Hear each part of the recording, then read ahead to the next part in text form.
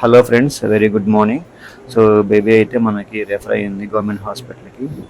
Baby ఇనీషియల్గా వచ్చినప్పుడు heart rate <60 ఉంది, గ్యాస్పింగ్లో ఉంది. సో సివియర్ పెరినేటల్ అస్ఫిక్సియా అంటాం, అంటే క్రై లేదు. సో వాళ్ళు మన దగ్గరికి పంపించారు, రెఫర్ చేశారు. సో ఇంకా కొద్దిగా లేట్ అయి ఉంటే బేబీ అయితే చనిపోయి ఉండేది. సో ఇమీడియట్గా బేబీని రిజిస్ట్రేషన్ చేసాము, ట్యూబ్ వేసి బేబీకి అయితే మనం వెంటిలేటర్ కనెక్ట్ చేసాము. సో దానికి ముందు బేబీకి మనం ఆల్రెడీ బేబీ షాక్లో ఉంది, అంటే సైనోసిస్ ఉంటే లైక్ బ్లూయిష్ డిస్కలరేషన్ అయిపోయింది బేబీ. సో హార్ట్ రేట్ కూడా <60 అలా ఉంది. ఇంటిబేట్ చేశాక బేబీని వెంటిలేటర్ పెట్టాక హార్ట్ రేట్ పెరిగింది. ప్లస్ ఒక వన్ వన్ బోలస్, అంటే ఒక నార్మల్ సరైన బోలస్ ఒక 10 ml/kg విధంగా బోలస్ ఇచ్చాం బేబీకి, అంటే సర్క్యులేటరీ ఇది మనం కొద్దిగా ఇంక్రీజ్ చేయాలి కాబట్టి. సో బేబీకి అయితే ఇనీషియల్గా వెంటిలేటర్ పెట్టుకున్నాము, ఇంకా ఐనోట్రోప్స్ కూడా స్టార్ట్ చేసాము.